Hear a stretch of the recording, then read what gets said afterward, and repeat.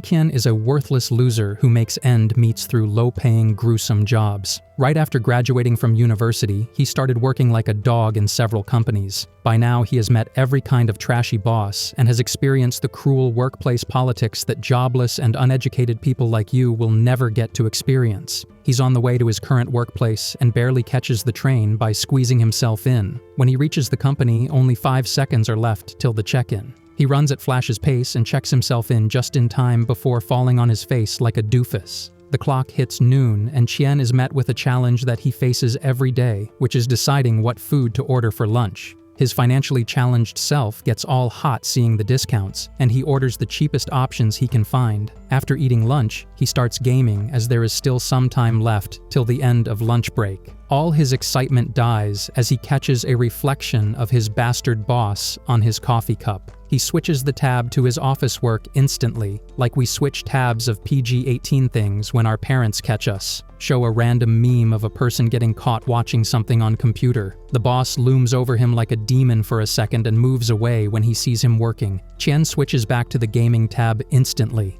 But the boss comes back again. He switches to the work tab again and then switches back when the boss goes away. They keep playing this little game till the break is over and Qian collapses on his table from exhaustion. When the clock finally hits 6 p.m., he grabs his backpack in hopes of bolting out of the office and even makes a goofy stance as if he's a superhero going to save someone from monsters. But he gets hit with reality when his fat boss shows up in front of him. The boss asks him if he's done with the presentation slides, and Qian questions why he has to finish them today when the deadline is on Wednesday. The old geezer counter-questions, why can't he give it beforehand? And Qian turns into a cheeky Sigma, show shirtless guy Sigma meme, which is very unlike him, and talks back to his boss for the first time in his life. Show Spix family Anya's smile meme when Qian smiles. The whole office turns into shocked Pikachu face, show the meme, while Qian keeps clapping back to his boss's comment. The obese fossil threatens to fire him, but Qian just walks off nonchalantly. On his way back, he winks at a pretty girl, and the whole office goes apeshit for him. But of course, all this was in his absurd delusion, and the real version of him is a doormat who acts like a submissive omega with everyone around him. He yields to his boss's order and sits back in his chair like a wet cat. He works even after everyone leaves, and after around 2 hours, he receives a shady link from his friend, which says go big or go home. His phone accidentally slips out of his hand and falls into the dustbin beside his table. The phone screen starts glowing, and suddenly an unrecognizable voice announces that the fortune conversion system will be activated soon. Out of nowhere, the phone ejects a wave of golden papers that engulfs Qian and pushes him into the dustbin like the trash he is. When Qian opens his eyes, he's greeted by a university friend in his dorm. His friends leave the room, and it finally hits Qian that he's back to his university freshman year for some reason. He crashes out, thinking of ways to get back to his timeline, but it dawns on him that he can use this opportunity to turn his life as a corporate slave around. Right then, a virtual screen shows up in front of him and announces that the fortune conversion system is binding with its host. A weird TV-like robot appears on the screen and somehow turns itself into a human with a TV head. It introduces itself as the fortune conversion system with a nickname called Richest. Richest says that this system will provide Qian with a startup fund to help him become rich. Qian's eyes start shining upon hearing about money,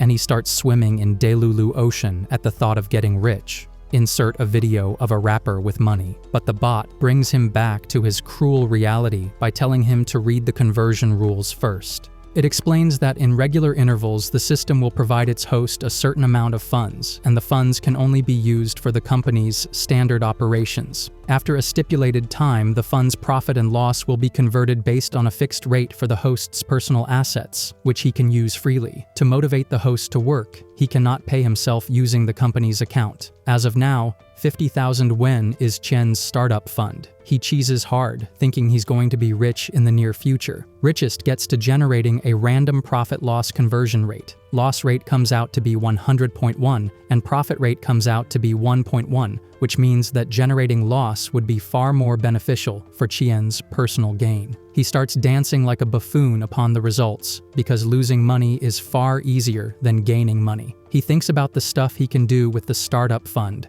and Richest slaps him with a list of prohibited rules that stretches longer than Chen's delusion. He realizes that he can't cheat his way out of this and will legit have to find a company that's going into a loss. After researching a little with the extra fast tech in this new timeline, he decides to build up a lousy gaming company, as earning money in this industry is hard, and he's already a game developer, so he can run a company while not generating any profit.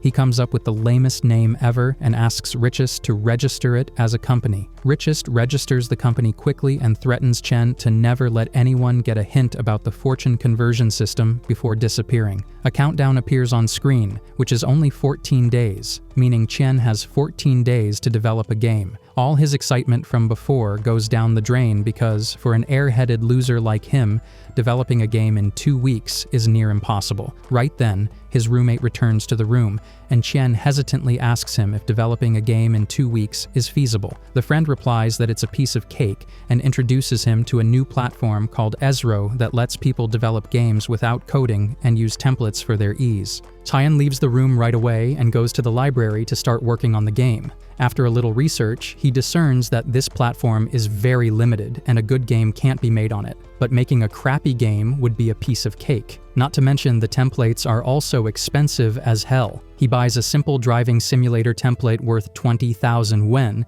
and uses the remaining money to buy other things to complete the game. Ezro, the platform he's working on, has its own inbuilt AI, which helps him incorporate some special features, but overall, it's still a shitty game that will make any gamer pull their hair out while playing it. He sets the game price at 1 yuan and publishes it in hopes of creating the most flop game ever. In the original universe, Qian is missing with his shoe left behind and his phone in that dustbin. The disgusting boss crashes out, wondering where the guy must be. Qian spends all night checking if someone downloaded his game. Fortunately for him, even incel losers who spend all day playing games paid it no mind. Insert Gunball Fat Gamer meme. He silently celebrates the first milestone of his life, as his actual life has always been in the gutter. His friend and roommate, Ma Yang, enters the room and hands him food that he brought from the canteen. Qian eats the delicious food, and more bums make an entrance in his room, turning the room into a hub of stinky, sleep-deprived sweatlords. They all decide to play a game and invite Qian to play with them too, but our alpha edgelord refuses, as his head is in the clouds, and all he thinks about these days is making money. Ma Yang finishes his food in a hurry and asks students in nearby rooms to log in too. The smelly bums get on their seats and start playing. Ma Yang finished his meal quickly for nothing because he plays as awful as a girl playing a game for the first time to impress her gamer boyfriend. Everyone in the room grinds on the game like their rent is due. Ma Yang ends up losing badly, and everyone laughs at him for being a noob. Simpsons everyone laughing at you meme. Qian him with their noise. Qian replies no, closes his eyes, and goes into nostalgia mode. He had missed this noise because in his OG life, he had fallen into depression after graduation despite buying all the games he couldn't earlier. He had no time and energy to spend on games because all he wanted was to isekai himself to get out of the shitty corporate life. But now, everything is different, and Qian has mastered a new art of delusion, which helps him daydream about getting rich all the time. He's already starting to wonder what he will do with the 50k yuan he's supposedly going to win. He decides to buy a good computer first of all, and then spend the rest of the money hooking up with baddies. Show appropriate scenes matching with the script here. However, his mental fanfiction gets threatened by the introduction of a fat sugar baby. Whether he's actually a sugar baby is beyond our knowledge, but he got this utmost title because he calls his Bilibili subscribers sugar daddies. He is a content creator on Bilibili, which is basically China's YouTube, and his most popular show is Bad Game Roast, in which he reviews bad games. However, he's still a broke bum, as criticizing bad games doesn't make someone rich.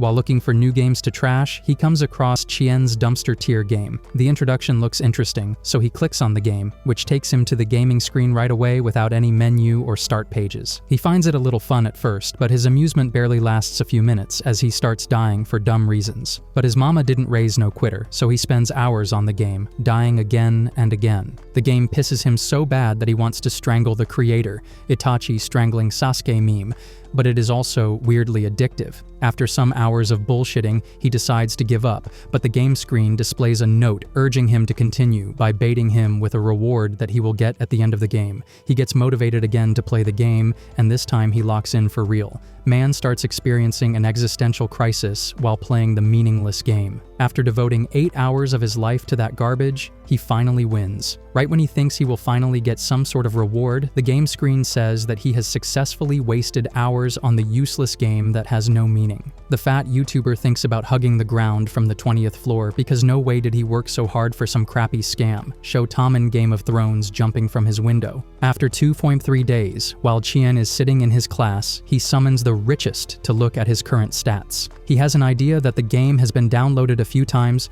but he believes that none of this is going to change anything. He is in his wonderland when the richest tells him that Ezro pays on a weekly basis, so the stats aren't really updated yet. Right then, he hears two classmates talking about an annoying game that has recently gone viral because of a YouTuber. The description sounds oddly familiar, and Chien starts worrying if they are talking about his trash game he thought would get at most 10 downloads from touch-starved losers. He bolts out of the class like A-Train, show A-Train from the boys, towards his room and opens his laptop to check the status of the game. By now, it has been downloaded 8,000 times, and he still has 10 days till the next closing date. He sees the comments talking about getting introduced to this game through Mr. Chiao, who is none other than our sugar baby content creator. Funnily enough, Ma Yang is watching the same video of Mr. Chiao that made the game go viral. Chien moves over to Ma Yang's laptop and watches the video. Mr. Chow talks about how he spent 8 hours completing a worthless game, and he calls the game the worst driving game in history. Ma Yang comments that he has never seen Mr. Chow this agitated before, and because of it, this video has more views than all his other videos. He suggests playing the game since it sounds boring and interesting at the same time, without knowing that Chien's mind is spiraling as he speaks. Chien refuses the offer and starts thinking of ways to persuade people to quit the game. His peanut-sized brain comes up with the idea of writing a description, apologizing, and asking people to get refunds. However, no one takes the description seriously, and they start consoling him for creating a bad game instead. 2 to 3 days pass, and Chien starts looking like a corpse. By now, Yang has played the game too, and it makes him want to Chidori the game creator. He mentions to Chien how infuriating the game is, and asks if he has tried the game. Chien looks dead inside, and, without looking at his friend, opens up how this game was not supposed to be played by anyone, but fate is playing games with him, which is why this garbage became famous. He is aware that if he makes 1k yuan through the game, he'll only get 10 yuan for himself. This profit-loss ratio is effed up. Meanwhile, a secretary shoddy gives the CEO of a company the monthly data about the downloads on Ezro's platform. She briefs on how they have acquired 15 companies this month. One is an indie developer, but his company, Tengda Technology, is too small for her liking. The CEO gets a little surprised seeing the number of downloads of the developer's very first game. The secretary tries rizzing up the CEO while informing him that the game is only priced at 1 yuan, so even if they acquire this company, they won't gain much profit. The CEO replies that he doesn't care about profits. All he wants is to create a monopoly. He instructs her to keep a close eye on the company, but the girl only complains about him getting her name wrong in reply. Tired of her aggravating antics, he fires her on the spot, demonstrating his true Sigma capabilities. Show Sigma meme. On the closing date, he wings it for the last time, hoping that he can somehow go into a loss, but he is unable to find anything on the internet. He ends up with 70,000 downloads, which gets him only 700 yuan for his personal use. His dream of becoming ultra-rich by just lying around and doing nothing has been shattered by a Saitama punch, show meme of Saitama punching. Not to mention, he gets an additional 300k fund added to the company account for the next round, which basically means that he now has to lose more than 300k to earn some money for his own self. Richest gives him 30-day deadline for the next round, and disappears. Chien falls to his knees like a damsel in distress, rethinking his life choices. He worked so hard, yet earned only 700 yuan. All he wants is to become a happy and useless person who gets all the huzz without trying. He's useless even now, but he's not happy. He must find a way to lose all 300k this time. Ma Yang looks down from the top bunker and asks Chien to play with him. Chien makes a dirty face in return. which makes Yang think that the guy is having relationship problems, not knowing the guy is as bitchless as ever. He gives in finally because stressing about the lost profit thing is not going to take him anywhere. All of his roommates spring out of their blankets upon hearing that Chien is gonna play. Alas, their team loses anyway despite Chien showing off his extraordinary gaming skills. And the one to blame for the loss is none other than Mr. Useless Ma Yang. The whole group gangs up on the guy for playing like shit and making them lose every time. Ma Yang summons Pei Chien to his defense, but Chien instead goes off on him, calling him a professional deadweight. The term professional deadweight lights a bulb in his brain, and he gets the idea of using his friend's uselessness to his advantage. Man starts cooking up delusional scenarios in his mind again. Like last time, he thinks he's a genius for coming up with this idea. While Ma Yang is in his dreamland, probably dreaming about some unicorns, Chien wakes him up with his creepy smile and acts like he is about to molest the guy. Show diddy. Even the next day, during class, Chien keeps looking at Yang like an uncle looks at his nephew. Yang thinks he is really about to get graped by the guy. Meanwhile, the other guy is only thinking about using his idiocy to generate loss. Even the canteen guy looks at Chien rubbing his cheeks on Yang's face and thinks there is some rainbow shit going on here. Show homophobic dog meme with F slur on it. Yang finally reaches his limit and angrily asks Chien what he wants exactly. Chien, exposing his fruity tendencies, holds Yang's hand and declares that he wants him. Everyone in the cafeteria goes quiet for a second before they pull their phones out and start capturing the beautiful declaration of love, show memes of Fujoshis. Ma Yang cries like a baby, imagining the kind of things Chien could want him for. After a whole day of misunderstanding, Pei Chien stops giving him gay signals and reveals what he actually wants from Yang. He elaborates that he's planning on developing a game and wants Yang to help him. Yang is more than willing to offer him help because of their friendship, but he has no hope in the plan, as developing a game costs a fortune, plus he has no experience in this domain. He walks away, giving his answer. To stop him in his tracks, Chien theatrically reveals that he was the one to create the game Lonely Desert Road. This revelation doesn't just stop Yang in his tracks. It pushes him against the nearby door and makes him drop to his knees. He becomes Pei Chien's biggest stan at that moment and agrees to work with him right away. The duo holds their hands together, motivating each other to work hard towards the success of their upcoming. From an outsider's perspective, they look like they explore each other's bodies in free time. Ma Yang buys some coding books that can help them in learning game development, but they're pretty much as useless as him because they will be using Ezro, a no-code platform, to develop the game. Pei Chien suggests he read the books anyway since they're good for his growth,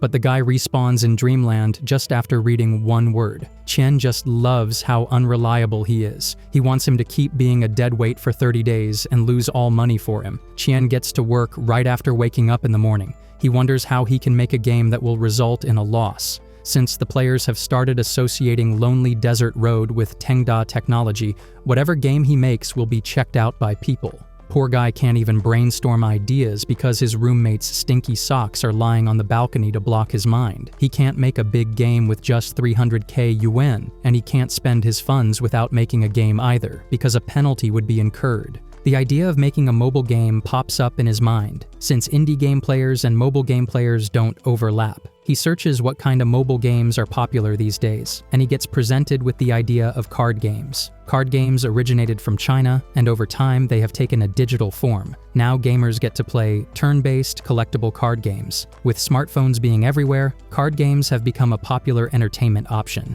Chien thinks of discarding the idea since he doesn't want to make a game in a genre that is popular. However, because of their popularity, many independent developers have joined the race, but they don't bring in anything innovative and just copy the most popular card games. Due to this, the card games market has become very competitive and harsh. Chien finally knows what he wants to do now. He decides to make another cookie-cutter game. He wakes Ma Yang up and tells him to get to work. He tells him that he'll hire professional UI designers to design the interface of the game. Ma Yang suggests to him that he can easily find these basic designs online and just make small changes to create a UI, not knowing Pei Chien has 300k that he has to spend at all costs. He turns into a saint before him and assures him that money is not a problem. He is ready to spend all his life savings on this game. Ma Yang gets inspired by this mindset and further cements his status as Pei Chien's clueless dog. Chen gives him freedom to write the storyline of the game too, but only using characters from QQ3 Kingdoms, the most popular card game ever, show the game on screen. Ma Yang is doubtful about the idea because creating their own stories for popular game characters can easily turn into a disaster, which is exactly what Pei Qian wants. Hiding his evil grin, Pei Qian wears a mask of being a kind sensei and convinces him that all innovations were doubted by people at first. Ma Yang is still a little unsure because he barely knows the characters of QQ3 Kingdoms. This revelation takes Qian's joy to level over 9,000, and he convinces Ma Yang that this will help him create more freely. He instructs him to let his imagination run wild and give it a try. Ma Yang tentatively starts introducing his perception of characters, which is one BS after another. Seeing his dogshit depiction of characters, he labels him as this generation's Einstein. Additionally, he also designates him as a full-time employee at his dollar store special company, with his monthly salary being 3K yuan. On the other side, we have a new analyst telling Mr. Li about the decline of QQ3 Kingdoms, which is because the rate of drawing rare cards is too low. The CEO responds that this is exactly what makes the game addictive. Players get more frustrated to draw rare cards and get addicted to the game. He orders him to just let it be and not worry about the decline of the game. The analyst presents him with another analysis. He communicates that Tengda Technology, the company they have been monitoring, is trying to venture into card games, and they're following the QQ3 Kingdoms route too. Mr. Li gives an evil anime villain grin in response, getting excited to know that the indie company is trying to get his attention. Being the cranky CEO he is, he fires the new analyst too for some dumb reason. While everyone sleeps, Pei Qian is in his Delulu land, thinking about how he is definitely going to lose 300k yuan this time. With Ma Yang's nonsense story at hand, he just needs to find a rookie artist who will draw the ugliest possible design that will make everyone hate the game. He's too optimistic this time, not taking into consideration that fate has its unique ways of playing with him. Qian treats Yang to a meal, for which Yang is very thankful because he's already getting paid 3k yuan. He pays him 3k yuan because the system didn't allow more than that OT, else he would have paid him more. Qian even offers to treat him to barbecue next time. Yang comes up with the idea of turning the 3 Kingdom players into females, and Qian instantly rejects the idea because it has already been used in an anime, and otaku gooners will surely download the game if it has female characters. He justifies his rejection by saying that it will make them lose their uniqueness. Since Ma Yang is Qian's professional dog, he doesn't fight back, and instead thanks him for stopping him from making a mistake. The duo then goes boating to discuss the game's concept designs. Qian somehow brainwashes Yang into believing that a cool and striking design isn't necessary, as it will take away the attention from Yang's indulging story.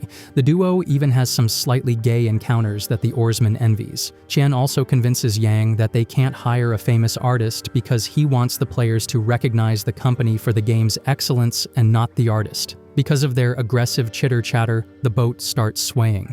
And during the process, the two of them act even fruitier, giving the oarsman aneurysm, shocked black boy with white shirt meme. Ma Yang hugs Pei Qian, calling him a compassionate developer who only wants players to enjoy the gameplay instead of making cards their first priority. He even suggests not hiring an artist in the first place, offering to make the designs himself. Pei Qian doesn't agree, and the duo starts arguing. The argument makes the boat flip over, and the elderly, homophobic oarsman is yeeted into the water. After dealing with the situation, Pei Qian tells Ma Yang about the artist he found to make the game design. It's an indie artist with just chibis in his portfolio. Ma Yang is unsure about the artist because the artist doesn't seem to have any experience in realistic designs, but like every time, he falls into Qian's trap and goes along with the idea. Qian wants a chibi design artist because his realistic designs would most probably be terrible, but he justifies the decision to Yang, saying the artist could come up with unique designs if he's only experienced in chibi drawings.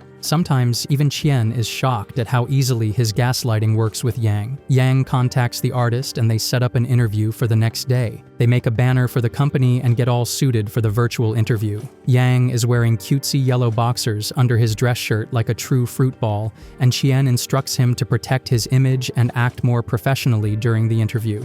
The interview starts, and the duo is met with a depressed, introverted guy whose favorite activity is probably coming up with ways to unalive himself, show a depressed emo. Ma Yang introduces himself and the company and leaves the rest to Qian. He gets up and goes to stand behind Qian, ruining the professional image he barely got to build for himself. Facepalm reaction. Qian takes over and conveys that they want realistic designs, and the artist can have all the freedom. Ruan Guangjin, the interviewee, questions why they are hiring him if they don't want chibi designs. Qian turns into one of X Factor judges and replies that he has potential. Guangjin replies that he will take 2K Wen for a set, and Ma Yang explodes at the suggestion and tells him off for being so greedy as a newbie. On the other hand, Qian acts like a business tycoon who just got called a billionaire by Forbes and comments that 2K is too low. He continues that he wants an art design that would break the mold, which is why he's gonna offer more for it. He goes as far as to offer 3,500 Wen, while Guangjin and Ma Yang have their eyes popped out of their sockets. Guangjin settles on 3,500 Wen, and Richest appears on Qian's shoulder, threatening him not to raise the price unreasonably, pretty much holding him at gunpoint, so Qian has no option but to include amendment costs in the price too.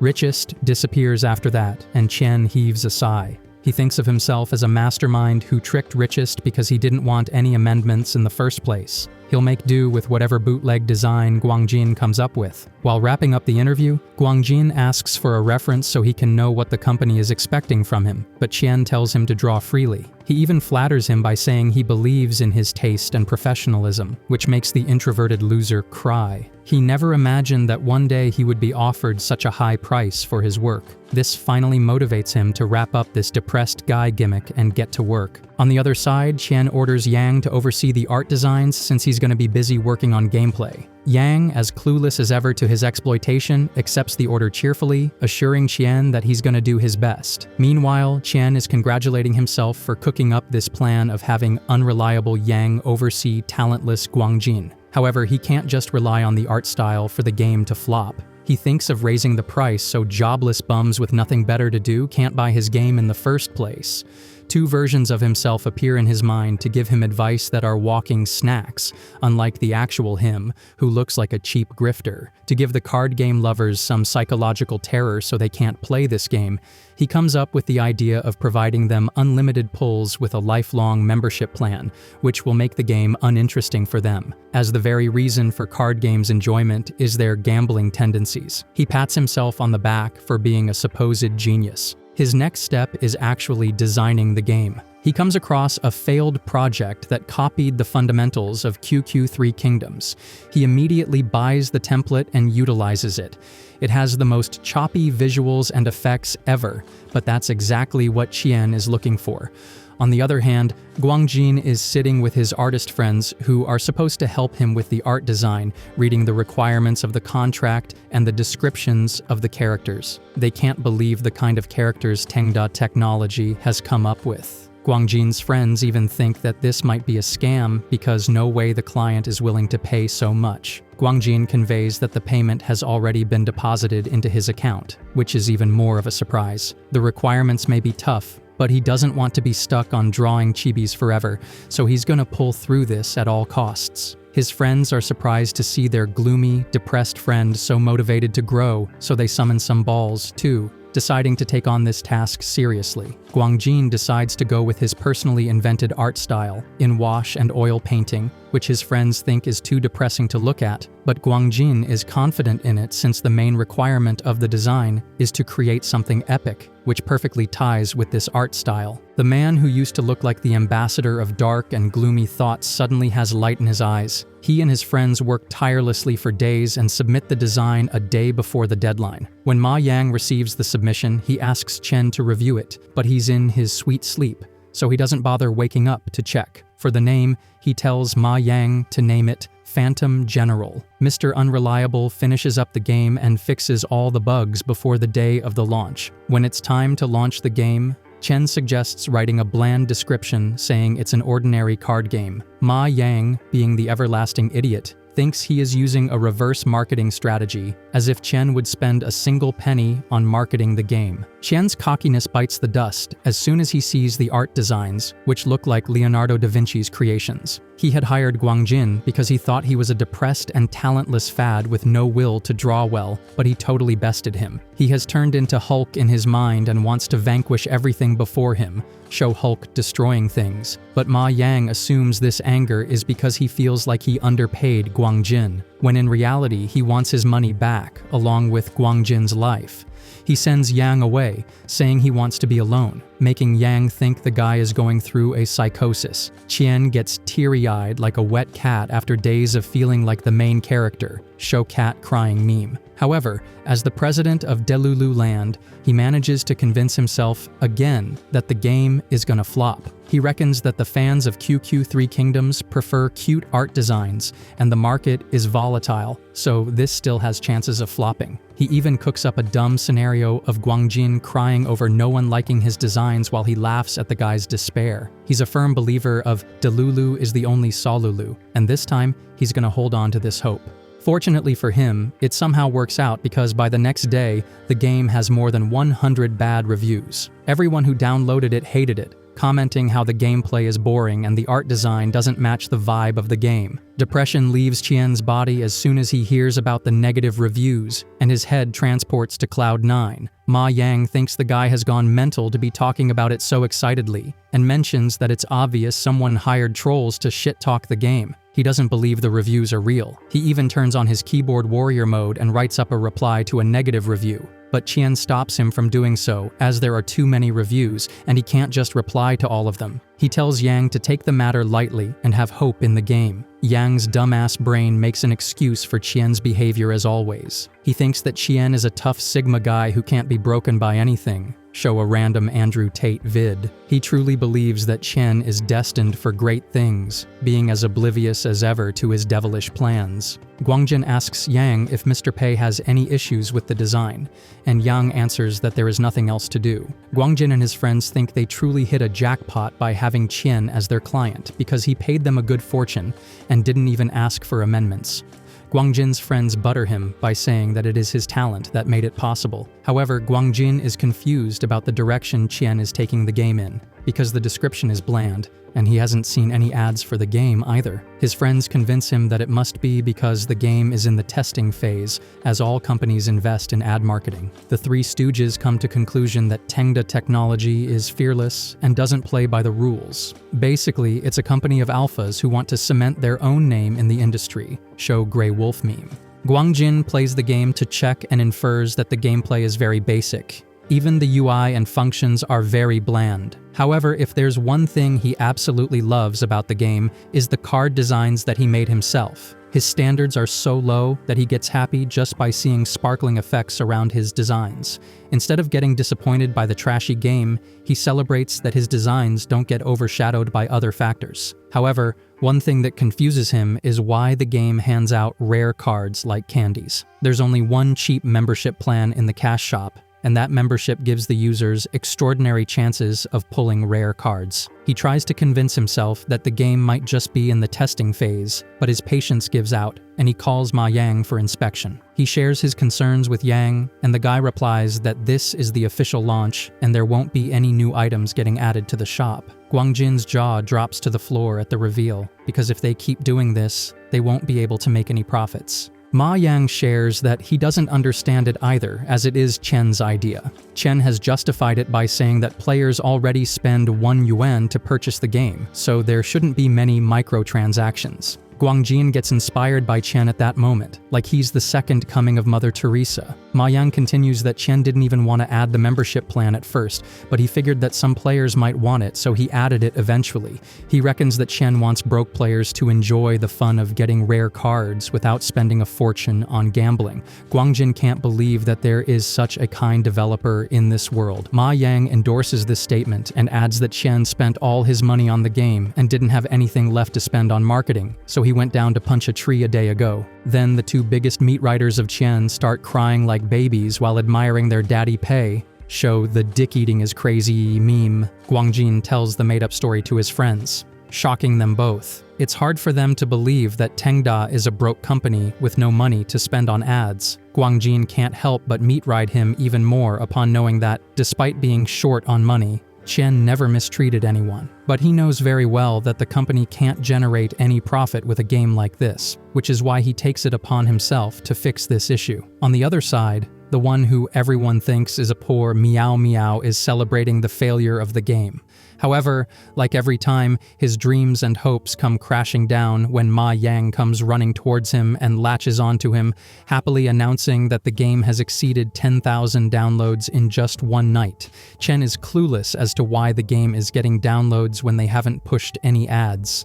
Not to mention, there are many new 5-star reviews too, under the weight of which Chen gets buried. Because of the many mentions of art design in the reviews, he suspects that Guangjin has something to do with it. He calls him to ask if he was the one to promote the game. Guangjin reveals that he asked for help in an artist's group chat. His friends were shocked that the introverted loser who never touches grass wanted to ask for help from people head-on. But since he was in the competition for Qian's #1 glazer with Ma Yang, he couldn't give up and asked for the promotion anyway. Then the news about the game spread, and it went viral overnight. Guangjin thinks he has completed a revolutionary milestone, while Qian is cursing all of his generations. Qian asks him why he cares so much when they are just business partners, and he answers that his kindness has moved him. He couldn't sit by and watch him lose money, knowing how much effort went into it. Qian wants to dismember him because what he has done is going to make him lose money, not the game's failure. He hangs off the phone, aggressively and sarcastically thanking him for his help.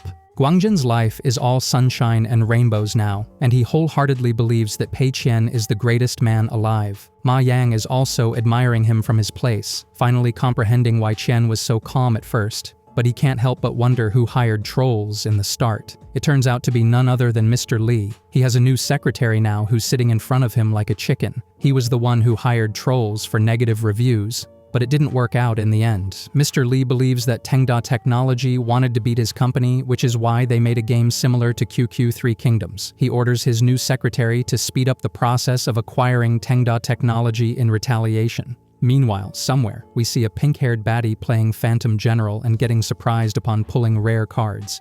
In no time, Phantom General makes it to the top of Ezro's recommended games list. Qian goes to an empty bathroom to talk to customer service about it. He requests that the game be removed from the recommended games list, which is the first time a request like this has been made. The customer service employee suggests replaying it to higher-ups if he really wants it, but right that instant, Richest appears, reminding him that this is against the rules. Qian has no choice but to retract his request. Richest shows him an evil grin, basically mocking him for failing to go into a loss yet another time. Qian, on the other hand, pouts like a depressed loaf. Since it's already the closing date, he is met with the gruesome tallying process again. The game has made a profit of 200k yuan since its launch, and after doing all the calculations, Qian only gets 2k yuan for his personal assets this round.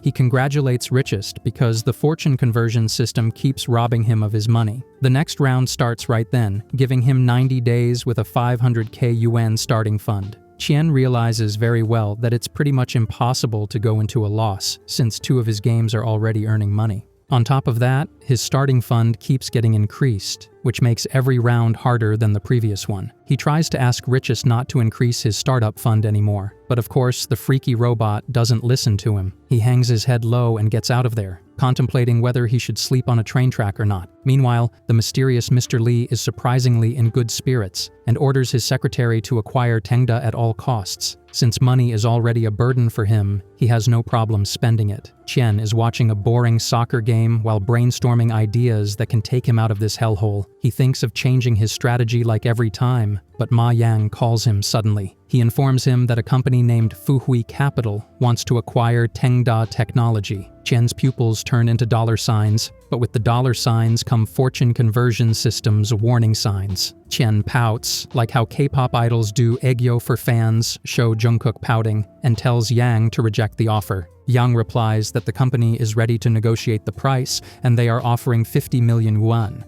Qian fights through his tears to tell Yang again to reject the delectable offer, and Yang shares that the company has offered another 50 million. Qian loses all energy in his energy and starts drawing in his tears. Show dying alien meme. He really doesn't want to reject this life-changing offer, but he has no other choice. Yang has no idea why Qian is letting this huge opportunity go. Fuhui Capital then offers investment instead of acquisition, but Qian doesn't want investment, so he asks Yang to relay a question of his to the company. Mr. Li is shook to find out that Tengda rejected his offer, and to make matters worse, they offered to invest in Fuhui Capital instead. Mr. Li believes this is utter humiliation, but at the same time, he finds the guy running Tengda very interesting for this proposal. He lets out an evil Sukuna laugh, insert scene of Sukuna's evil smile, declaring that Tengda has his full attention now. Qian treats Yang to barbecue like he promised one time. Yang eats like a whale while Qian is sitting in front of him, lost in his thoughts. He asks him what's bothering him, as by now he must have earned quite a lot through the game. He calculates the estimate of the total earnings of the two games, which turns out to be around 6 million yuan. As a celebration, he offers to pay for the meal. Qian is beating himself with hammers in his mind because obviously, Yang has to pay for the meal. He earns more than his boss after all. However, when the bill arrives, Yang takes his boastful words back and asks for reimbursement for this meal. The word reimbursement rings something in Qian's mind, and he takes off from there in a hurry. He finds an isolated alley and summons Richest, who appears slurping noodles. He asks him if he can file that meal as a company team-building exercise. His request is accepted, and in response, he makes another request of the system dealing with his daily expenses, which gets rejected on the spot. He returns to Yang and tells him about the payment being settled up. The two of them shift their focus to the news, where a new technology is being discussed. Yang comments that he wishes that one day they could create a big and complicated game too, since the technology is advancing at a fast pace, but he wonders if only the two of them can do it. An idea about expanding the company pops up in Qian's mind. It is a good strategy for him because he'll get to spend a lot of money on hiring new people and other things. But this is also out of his scope because he has no idea how to run a company. Ma Yang is also clueless in this regard, so they decide on finding someone who knows how to manage an organization. Since there's no class in the afternoon the next day, they plan to hunt people for the role during that time. In the meantime, we see the producer of a company named Fiery Sky looking at the employees who can be laid off to reduce the company's costs. He singles out an employee who can stay and decides to fire everyone on the list. Right as he's conveying his decision to someone, Lin Wan, the pink-haired baddie, enters the room and hands her resignation letter. She expresses that this company is not the one for her, and she can't chase her dreams here. As soon as she leaves the room, the producer celebrates and calls someone named Mr. Lin and shares that he has completed the task given to him. He assures the guy that now she can stop dreaming about making games and return to take over the family business. The next day, the Dumb and Dumber duo goes to a company to hire someone. However, the way they present themselves would make someone think that they've come from the streets to beg for a minimum wage job. They convey that they're here to hire someone, and the manager, or whoever the ugly and creepy purple-haired guy is, advises them to look for students in their university if they're planning to start a business. Qian states that he's in dire need of hiring an assistant who can help him manage the company, and he's really satisfied with the vetting process of the other company. That hideous creature mockingly asks him if he even knows that they provide these services for money and not for free. Qian offers to pay his assistant an annual salary of 400k yuan in reply, making both the ugly and Yang spit out their drinks. Yang yells at him to think twice, while the purple bastard asks for fruits to be brought for the guests. The guy finally introduces himself as Lawrence, a fitting name for someone like him. He asks Qian what he is looking for, an executive secretary or an executive officer. Qian has no idea if the two are different terms, so Lawrence explains that the former oversees the matters that are too trivial for the boss to bother with, while the latter assists in making decisions about the company. Qian immediately replies that he wants an executive secretary because if he lets anyone else make decisions for him, the company might become successful. Lawrence recommends a male secretary, but Qian makes it clear at once that he is only interested in a female secretary. For starters, she will brighten his mood by being around. However, Lawrence thinks Qian wants a female secretary because he gets easily distracted by men. In short, he's calling him a Pride community member, show a half-transparent Pride flag all over the screen on Qian. However, Lawrence is the one who is displaying stronger twink capabilities. He shows the two guests the profile of a female secretary who seems like a nerdy corporate shawty. She has a strong profile, but she's really picky about what company to go to next. as she just left a big company recently. Lawrence recommended her some big companies, but she rejected all of them because she doesn't want to work under a man. Chen asks why he is recommending Tengda, as he is a man too, and Lawrence winks at him saying that he's different. Show the pride flag again. Chen has no idea what he means by that. Nevertheless, he chooses that girl as his secretary right away. Lin Wan is sitting right outside the room, watching the news on her phone, where Phantom General is being discussed. Qian, Yang, and Lawrence pass by her, and Qian stops to tell her not to believe the news. He states that Phantom General is a crappy and boring game. Lin Wan gets agitated at his comments and goes off on him, saying that he has no right to say that about the game, as the real purpose of it is not to make money, but to innovate and disrupt the market. She sits down with a pout, and Qian replies that this much thought didn't go into the game. She questions how he knows that, upon which Qian just laughs awkwardly and leaves. On the way out, Lawrence informs that Xin Hailu, Qian's potential secretary, will meet him at 2 p.m. tomorrow. After they leave, he comes to Lin Wan and asks if she's looking for a job. She replies yes, and adds that she already has a target in mind. She wants to apply to Tengda Technology as a game developer, but since she couldn't find anything online, so she came here to ask. Lawrence laughs and discloses that the guy she just talked to is Pei Qian, the CEO of Tengda Technology. Lin Wan panics and runs after them instantly, but she is unable to catch them, unfortunately. Somewhere, we see Xin Hailu serving a fat, ugly degenerate some wine. The scoundrel caresses her hands, outrightly harassing her. Xin Hailu comments, "This is the 5th time this month," and with that, lands a beautiful Sanji-inspired kick on his face. Show a Sanji kick with the same style by side. Additionally, she aura farms with a badass stance and resigns right there and then. Show Sanji simping after her. The next day, the beautiful Xin Hailu meets Pei Qian in a cafe. They introduce themselves to each other and get to business right away. Xin Hailu praises Tengda Technology's success despite it being a mere startup. She also likes how Qian has no interest in male secretaries. She indirectly calls him the F slur, but he's too dumb to comprehend that. Show pride flag again, or a gay meme. She then talks a little about her skills and expresses her wish to work with him. Qian is satisfied with everything, but he makes it clear that he only wants her input when he asks her. In all other situations, she must stay quiet. Hailu finds the request a little weird, but she realizes that as a secretary, she has to do what the boss demands. They both shake hands, and she asks when she can start work. Chen replies that he doesn't have an office yet, and the two of them head straight to look for a place to rent. They reach the most expensive building in the city, which has an empty floor. The manager tells them that people usually rent a part of the floor to make offices. However, Chen says that he wants the whole floor, which makes the manager go from a hard-boiled Sigma uncle to a sparkling Pookie, show pink ribbon stickers over him. The rent is 360k yuan per month, and the manager tries his best to persuade Qian into accepting the rent even if it's expensive. But much to his surprise, Qian responds that the rent is too cheap. He tells him that life isn't easy on him either, so he shouldn't try to give him any kind of discount. Since Phantom General is still a popular game, he has no issues with buying an expensive place. He has to pay 700k yuan for the deposit and rent in the first month. They finish up the contract, and Qian moves to the next step, which is to come up with a list of the office supplies. Xin Hailu passes him the list she made, and like every time, he says the supplies are too cheap. Since the office environment heavily influences working efficiency, he wants the best of the best for his office. He suggests a 2 million yuan budget for supplies and immediately gets a warning from Richest. He reduces it to 1.5 million, which isn't acceptable either, so he settles for 800k. Hailu says that it's a generous amount to spend on office supplies. After that, Chen keeps mentioning the things he wants, and the things start appearing.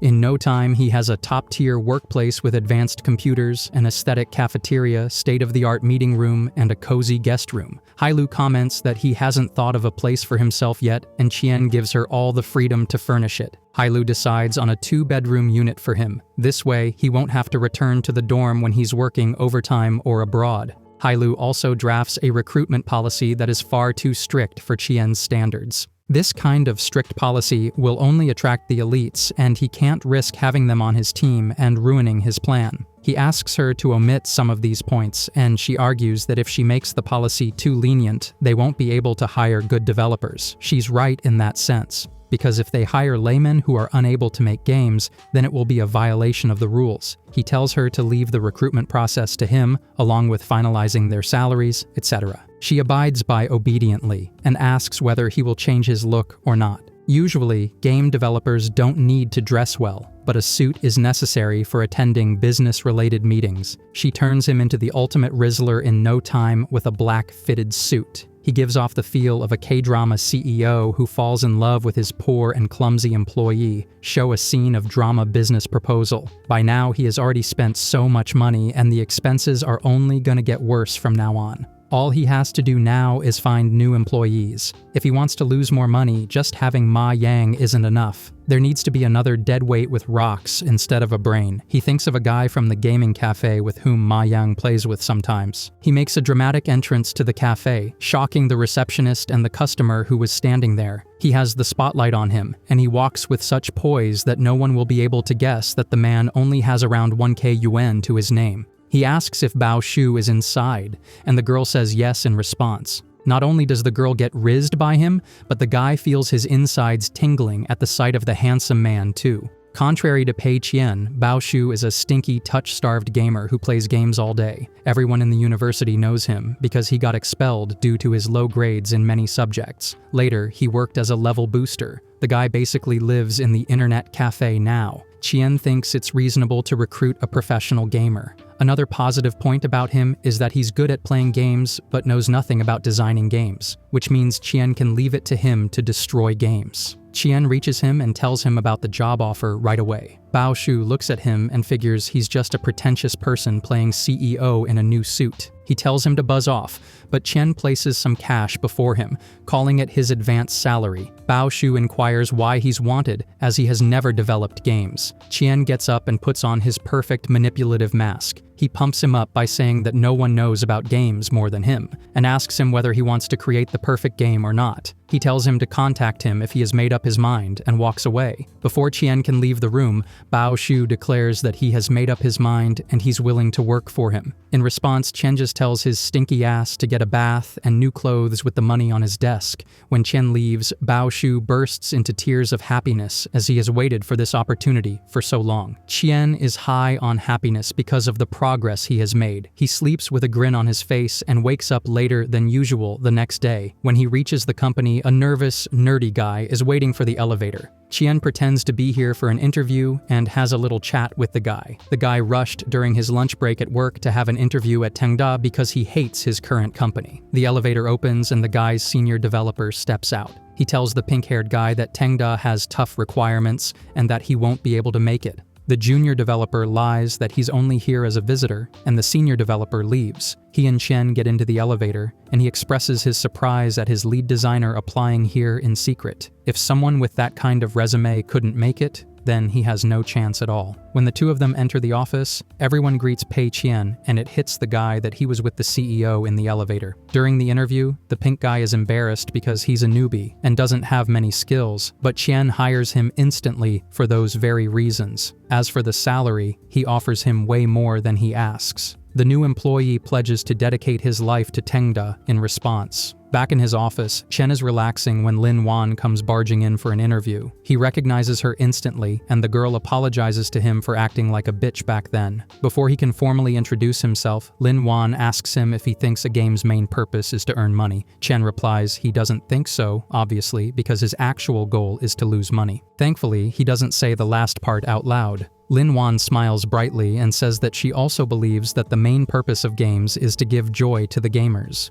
She then moves on to her next question, which is whether he would eliminate the employees who work at the bottom in the future, and Chen replies no instantly, as his actual goal is to gather the bottom of the barrel employees. Lin Wan sheds tears of admiration for the guy, and upon knowing that she was a deadweight at her last job, Chen hires her immediately. Huang, the pink-haired guy, returns to his old job and slaps the job offer from Tengda in his lead designer's face. The anger and resentment that have been riling up in him for 6 months finally gets out as he goes off on the oldie for having a traditional gaming mindset despite being experienced. Back at his dorm, all of Qian's roommates are inquiring about where the guy went. Ma Yang claims that he and Qian have been working part-time, and since Qian has the night shift, so he has rented a place outside. Meanwhile, at the workplace, all the new employees are sitting in their chairs playing games because Qian hasn't given them any work, and it has been a week since they started working. They're all wondering why they have to sit on their bums like useless, talentless fads all day when they've been hired for something else. Lin Wan shuts everyone up by claiming that they are not getting any tasks because Mr. Pei Qian wants everyone to understand the user's perspective. By playing games, they can recognize the current problems in games so they can eliminate them in the future. By now,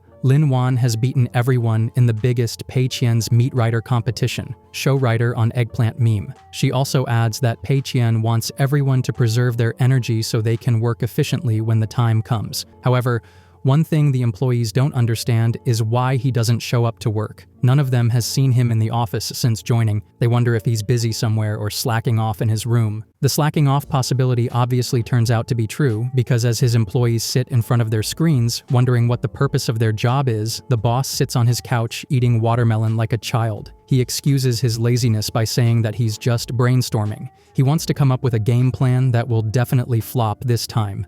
A bulb lights up in his head, and he thinks he has found the solution after all.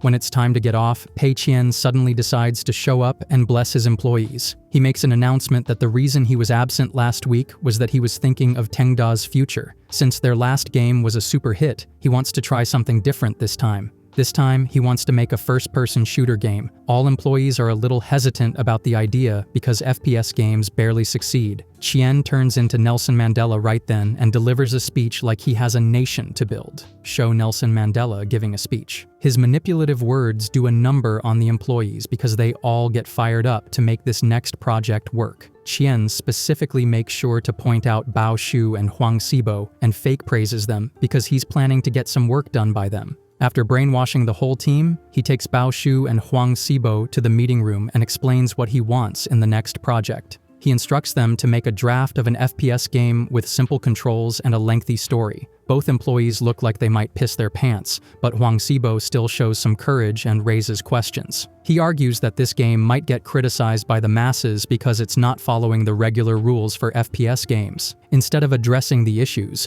Qian turns into his mega manipulator self and somehow convinces him to work on his instructions. He makes Huang Sibo, the project's lead designer, and Bao Shu, the game moderator, and orders them to deliver a draft in a week. The two guys can't do anything but go along with the plan. After exploiting his employees' naivety, Qian plays around in his revolving chair, enjoying being a boss who does nothing but delegate work to his slaves. He comes out of the conference room to see that everyone except Bao Shu has left, who has turned his work desk into an internet cafe and is playing games here. Qian is happy to see that everyone left, as it's in the company's policy to never let employees work overtime. However, as soon as he leaves, Huang Sibo spawns from under the table and starts working because he doesn't want to disappoint the boss who placed so much trust in him. Sibo works for hours, but none of the stories he came up with have satisfied him yet. Bao Shu, being the ultimate game connoisseur, takes Sibo inside his mind, briefing the kind of story he thinks would work. Now,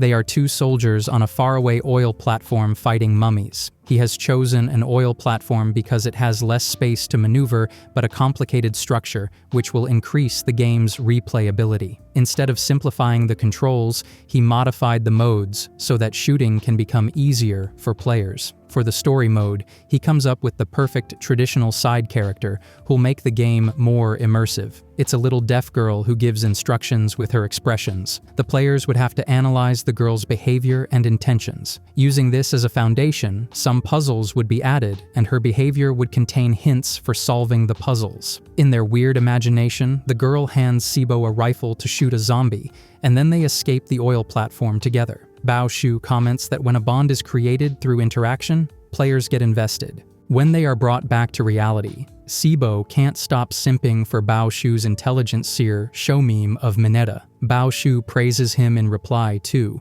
but when they are done buttering each other up, they form a jerk-off circle for Pei Qian. They talk about him as if he's Jesus and work till the morning to work on his game. They come up with a great weapon for the game, and while they're discussing it, Ma Yang enters the office. He suspects right away that two boys had been working overtime. In some other place, Lin Wan attends a party looking like a princess, and everyone fawns over her. She hugs her father, and her father asks if she has finally given up on her dream of becoming a game developer since she left Fiery Sky Studio. She pulls back and states that she is more determined than ever now. She informs him that she has found a company where she belongs, which wipes the smile off his face. Huang Sibo and Bao Shu make it a regular occurrence to work overtime. Bao Shu tells Sibo to go home and rest, but the man is burning with passion and would do anything to get even slight approval from his daddy Pei.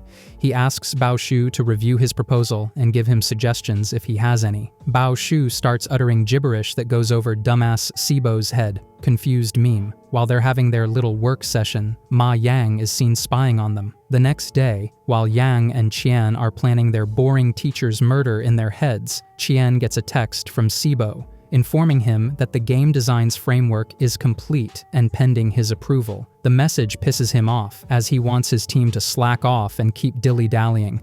Additionally, he's concerned that the framework might prove to be effective. Right then, Yang nudges him and tells him that Sibo has been working overtime secretly. Qian isn't surprised because now it makes sense why he's delivering work on time.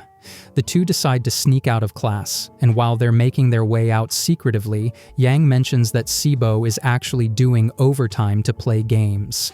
Qian stops in his tracks, and Yang's face bumps into Qian's fat and juicy cake, show the exact scene of Yang touching Qian's ass. Qian is somewhat relieved to hear that, and they return to their seats. He skims through the framework and gives Sibo a thumbs up on his progress. Meanwhile, Ma Yang is trying to convince him to punish Sibo for using company resources for playing. Qian shrugs off the topic, saying that playing games is a part of their job, technically. In the office, Sibo announces that his proposal has been accepted without any amendments, and that fires up all the employees. Everyone starts working like their rent is due, but the boss whom they are grinding for is taking a bath surrounded by silly bath toys. You would think the guy is in a competition with Sydney Sweeney's bath soap commercial, shows Sydney Sweeney's bath water soap, with the way he seductively slicks back his hair. He gets assigned a new closing date with additional funds, which kills all his excitement. Yang comes to him and discloses that Sibo has inspired the whole company to work overtime like him. Basically, everyone is working hard except these two losers who are supposed to run the game. This gives Chen a new idea to waste money. He decides to pay everyone for overtime since, as a great leader, he doesn't want to exploit his employees. Yang gets all emotional seeing his friend's kindness and dedication to caring about the workers. He takes it upon himself to calculate the overtime pay of everyone. The next day, Sibo presents his proposal in hard form to his daddy Pei. Qian has never read this many books in his lifetime, let alone in one setting. Sibo also requests him to decide the game's title. Fortunately for Qian, lunchtime starts, and he gets out of thinking about it. Yang announces that the company will offer its employees free lunch from now on, which looks like a wedding buffet. A fat shorty whines that she's on a diet, and Hailu enters the scene with two gym rats on steroids. She states that a gym is under construction, and professional trainers would be hired for employees. The whole office is gagged, and Sibo brings this up to Lin Wan. He expresses his confusion about Mr. Pei's actions, as there's no way a boss can be this kind. Then the duo uses their two combined brain cells to make sense of his charity. In the end, they manage to convince themselves that Mr. Pei is a master tactician, and he's doing all this to make employees more efficient. Right then, they get a notification on their phones informing them that they'll be getting overtime pay from now on. Wan goes to Qian's office to discuss this and rejects the overtime pay offer. Qian gets near her aggressively and questions why the employees must reject their well-deserved money. Wan gets a little flustered when he gets close and averts her eyes. She hesitantly responds that the employees don't want more money. Qian turns into Discount Superman and tries to convince Wan with niceness. Wan is hesitant to look at his face, and when she finally does, he seems like a 90s shoujo hero to her. His riz makes her head explode, and she leaves the room immediately. She tells everyone that she couldn't say no to him, and everyone actually relates to it because how could anyone ever say no to a rizzler like him? Meanwhile, in his room, Qian is thinking of ways to spend more money. He calls Bao Shu to his room and shows him the list of materials drafted by Sibo. Bao Shu reviews it and comments that it is a perfectly reasonable list, with all the items being in their budget. Qian questions why the list is not extravagant and wasteful, because how can they make a good game by spending so little? Bao Shu argues that they were thinking of the budget. This is why they asked for little to no custom content. Qian goes into his manipulative mode once again, and reminds him that the very reason Bao Shu joined this company is because he wants to make the perfect game, and this amount is too little to make his ideal game. Bao Shu gets a burst of motivation, and he discards the list into the trash bin. He decides not to rent servers anymore, but instead to buy them. Qian realizes that he doesn't have that much money, so he convinces Bao Shu to worry about it after the game is launched. For now, he should not let the budget limit the game's development. Meanwhile, Mr. Lee talks to Fiery Sky Studios' producer about acquiring Tengda. The producer assures Mr. Lee that since he's their investor, he's going to do what he wants, because his enemy is Fiery Sky Studios' enemy too. As soon as the call ends, Mr. Lee's new analyst shares that all the employees at Tengda, except one, are mid with garbage resumes. Mr. Lee makes it clear that he doesn't care and yells at him to poach all of them anyway. Back in the office, Bao Shu is watching videos to come up with better concepts when all employees start gathering around him, one by one. All of them want him to review their work and advise on what to do further. He has kinda become their leader by now. Show suffering from success meme. But being an introvert loser who never touched grass all his life, this attention and dependence are too overwhelming for him. He thinks he's gonna mess up the project if he becomes the lead developer. Right then, Sibo emerges as a ray of sunshine and helps him out by advising everyone on what to do. After everyone returns to their seats, they all collectively get a call at the same time. 1 month later, Qian is sitting in his class smugly when Ma Yang calls him and informs him that Fiery Sky Studio is going to poach his whole team. Qian bolts out of his class right away upon hearing the news. Back in the office, Tengda's designer shows Sibo and Bao Shu the design of the little red girl he completed. Sibo and Bao Shu are appalled by the design because instead of a cute little girl, it's an ecchi heroine dressed in red. Show some ecchi anime poster, Sharf girl on the side. Qian gets to the office in fury and sees everything messed up and discarded. He cooks up a scenario of everyone leaving the office in a frenzy for more money and a better company. Meanwhile, poor Yang cries and tries to convince Qian that he shouldn't worry about those ingrates. They can hire new employees and start from scratch. There is only 1 month till the game launch, and Qian really doesn't want to do anything by himself again. He doesn't even know what their progress is. He wishes that he could have fired them instead, so he would have had to pay severance pay. Right then, all of the employees appear behind him. He and Ma Yang question how they are here if Fiery has poached all of them. The employees reveal that they all turned down Fiery's offer because Tengda is their home now. All of them start shining with hope and happiness and state that the environment and benefits at Tengda are the reason they never want to leave, show rainbow and sunshine around them. On top of that, they have creative freedom and can feel a sense of achievement here. Ma Yang can't seem to comprehend this because Fiery Sky Studio is the legend of the industry, and there's not a single developer who doesn't want to go there. Wan replies with a cringy quote that the true legend is before her, and points at Qian. Qian gets a little flustered, stating that he's not that big of a shot, and asks what's going on with all the mess in the office. Sibo replies that they finished the game early, and everyone became a gorilla in celebration. Then all of them went to the AV room to watch the final product, which is why the office was empty. Qian's eyes almost pop out of their sockets on seeing the story mode of the game. The idea is incredible and the executions look decent too. The game could seriously be a hit after a little polishing. Sibo asks for his feedback on the game and states that they completed the game early, so they can fix the errors before the launch date. Chen starts thinking of ways to prevent the team from testing the game. He comes up with the idea of a team-building event. It can delay their progress and also require more funds. He announces the event to the team, and right then, Hailu enters the room with Mr. Lee's unsightly secretary. The energy in the room shifts dramatically as soon as the employees see him. They tell Qian who he is, and he extends his hand towards him. The secretary shakes his hand firmly and excitedly exclaims that if he didn't try to poach everyone on Fiery's behalf, he would have never gotten to know Mr. Pei's excellence. So, now, he's planning to leave Fuhui Capital and come work at Tengda. He discloses that it was Mr. Li Shi from Fuhui Capital who wanted Fiery to poach everyone at Tengda, and not only that, he also hired trolls to write malicious reviews. Qian's face lights up as he thinks he has found his benefactor.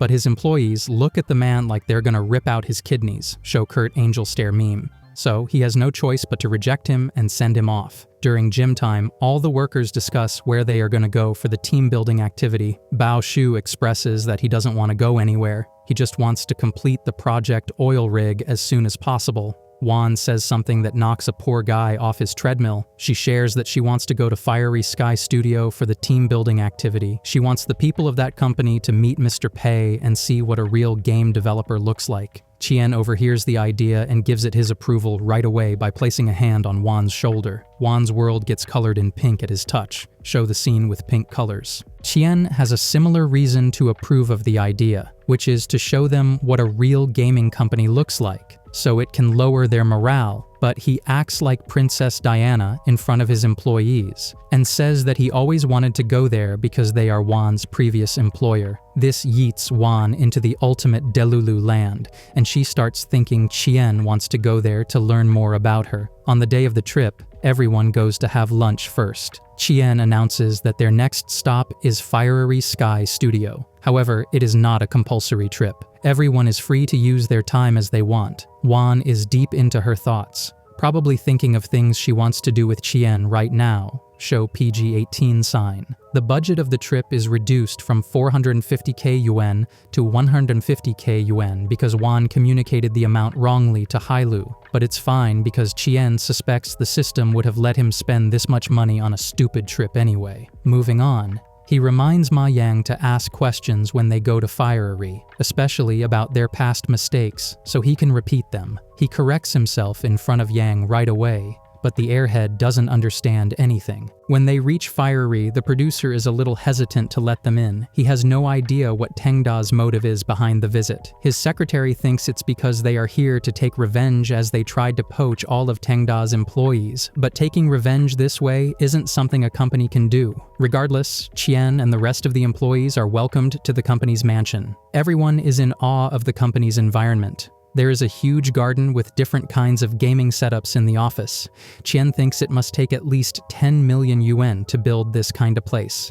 He goes to meet the man who has been making all the decisions for this company. The secretary introduces him as Mr. Zhou Muyan, a gaming developer at the company. Qian shakes hands with them, and both of them go into scrutinizing every detail about each other. Mr. Zhou thinks Qian is young and is trying to act pretentious in an expensive custom-made suit. Meanwhile, Qian thinks of ways to make him appear even richer so he can continue this facade and spend more money. The secretary gets annoyed by their little mind battle and leaves the two of them alone. Muyan brags about his company's cutting-edge technology and goes to a nearby cupboard to gift him a limited edition doll by the company. Right then, the rest of Tengda's employees enter the room and they start telling Qian how the technology here is old-fashioned and everything at Tengda is so much more advanced. Qian starts shaking in his boots because he knows Muyan might be listening to their talk. The employees continue that the working space here feels so cramped to them, probably because they are used to Tengda's spacious workplace. Qian looks at Muyan, whose whole body is vibrating because of their conversation. However, Tengda's employees got no chill, as they keep talking trash about the working environment of Fiery. They mention that the company wastes too much money on extravagant things that don't matter, but the gaming department is effed up. Qian tries to shut them up, but Wan assures him that all rooms here are soundproof, so no one is going to hear them. She catches sight of her previous boss right then and turns to stone. Muyan turns around in fury, but when he sees the petrified Wan, his expression turns into surprise as he didn't know she had gone to Tengda. He's surprised that she bet her gaming ideals on a startup company. He opens the door and yells at his employees to participate in the corporate exchange event they're having. The NPC employees of Fiery sit right in front of the Tengda employees, and Yang starts his questioning. His first question is why there are so many employees working overtime on a Saturday, to which Muyan acts confused because Saturday is a normal working day for them.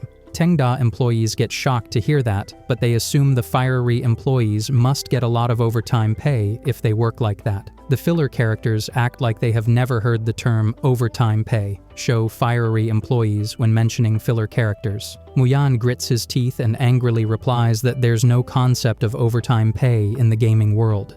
Chen gets secondhand embarrassment on Fiery's behalf and whispers to Yang that he doesn't have to embarrass them by asking these questions. While Muyan is vibrating in his seat with anger, his secretary takes over and starts briefing Fiery's projects to Tengda. She mentions one of the projects and places her hands on Wan's shoulder, saying that she also worked on it. She gives her an evil stare and embarrasses her in front of everyone by saying that she resigned because she was on the retrenchment list. It's not like she dragged the company down. The NPC losers, whose only purpose in life is to give the spotlight to others, start laughing. Then the secretary moves away, saying that she's happy that Wan has found her place at Tengda, as if she didn't just violate her seconds before.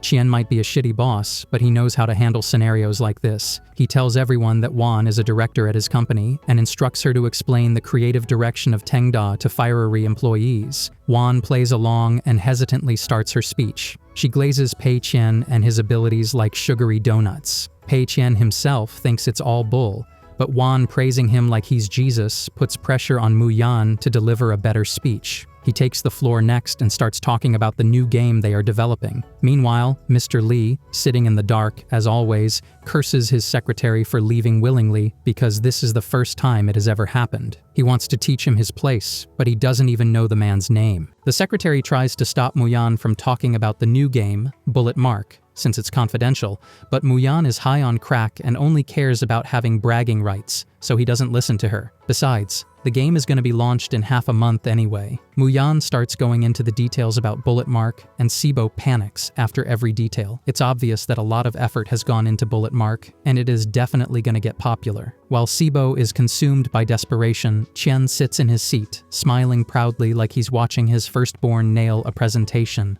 Sibo doesn't understand how Qian is so confident, but like always, his schizophrenia brainwashes him into believing that Qian is somehow above everyone and knows about games more than anyone, completely oblivious to the fact that Qian is doing a little dancey dance in his mind, show a snippet of Chica dance, because Bullet Mark is going to easily beat Project Oil Rig. To make matters worse, he announces a 10-day annual leave as a reward for working hard during the team-building event. Sibo, however, has other ideas. He expresses his concern about Bullet Mark beating their game, and it will be more embarrassing because both games are FPS and have the same launch date. He believes that Qian wants them to improve the game's quality, which is why the visit to Fiery was arranged. Bao Shu and Lin Wan agree with that too. They think that the boss has high expectations of them, and instead of addressing the issues directly, he tactfully made them aware of the competition. This gets everyone in the office fired up, and they become determined to make Oil Rig a success. Meanwhile, Mr. Li and Mr. Zhou get into a little scuffle over Tengda's visit to Fiery. Mr. Li doesn't like that Muyan revealed the whole plan of Bullet Mark to a competitor. Muyan argues that Pei Qian isn't as smart as everyone thinks, and nothing is going to happen in half a month. Meanwhile, Mr. Li thinks that Pei is Einstein's long-lost son, and he's more dangerous than anyone else, so they'd better stay alert. During the leave days, all Tengda employees come to the office and work like dogs. Hailu is involved with them too, so she lies to Qian that everyone is indeed on leave. While Qian takes exams, his employees work day and night to complete the game. When he's finished with the exams, he takes a look at his funds, and he has finally spent more than what Phantom General has made.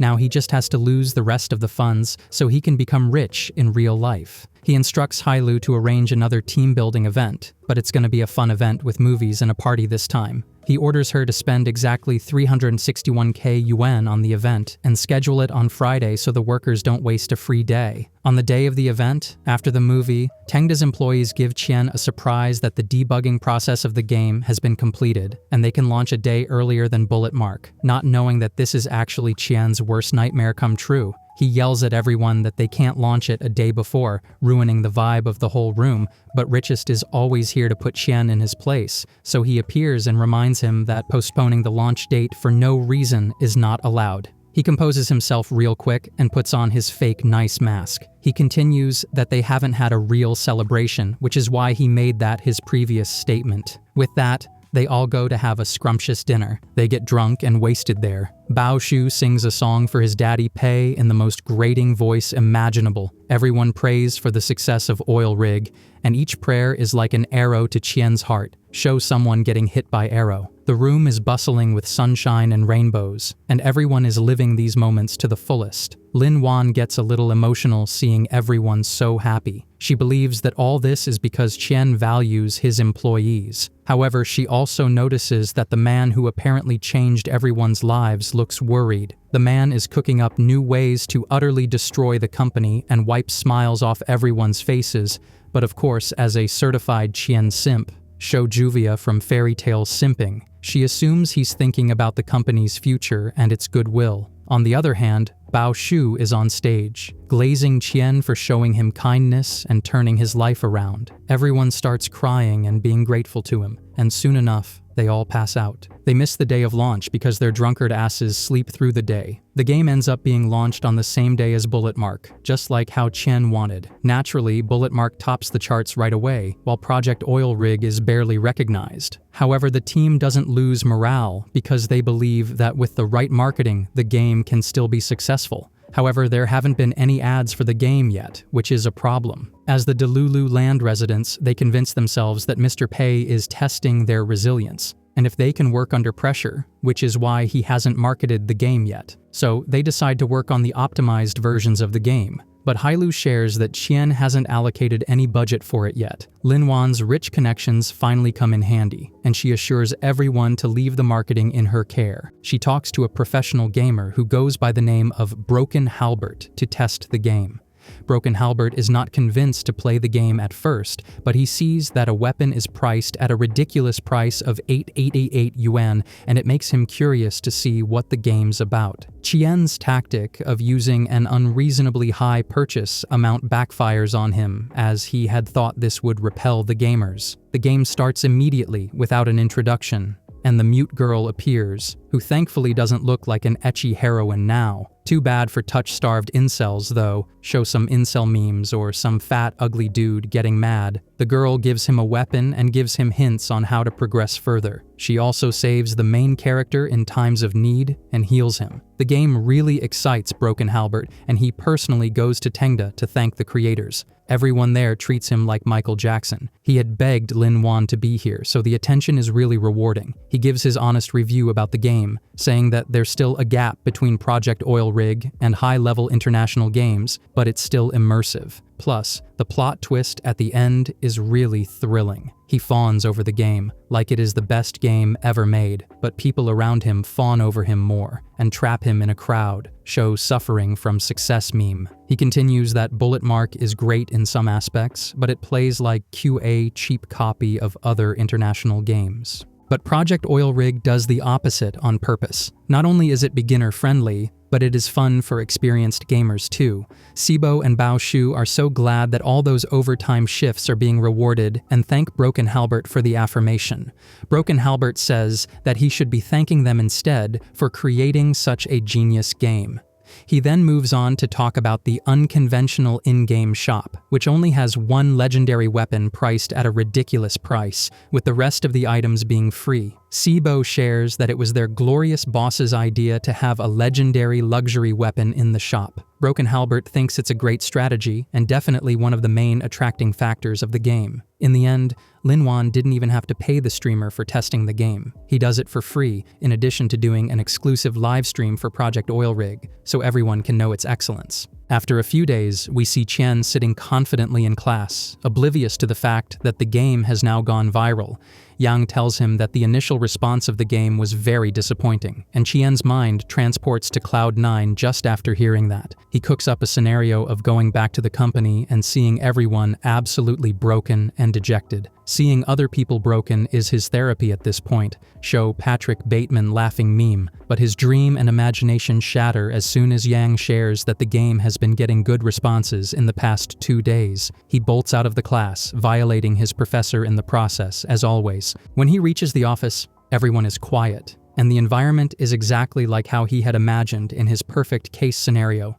But suddenly, Everyone gathers around him and starts clapping for him like he has just found a cure for cancer. All the employees start praising him and thanking him for his work while his world spins. He goes through an existential crisis while the rest of the world around him celebrates. He finally goes back to his office to reflect on what has happened. He has been getting L after L after being introduced to the fortune conversion system. He wonders if someone spent money on marketing and intentionally made the game viral, like the artist did last time. In that case, he has to find the mole. Sibo enters the room right then and hands him a report of all the factors that led to the game's success. He finds out that Lin Wan found a streamer to test the game, but he can't blame her for doing that, since he was the one who instructed everyone to move to the next phase. The more he reads the document, the more he becomes aware that the mole was himself. The things he thought would tarnish the game's reputation ended up being the reason for its success. While Chen thinks of ways to isekai himself,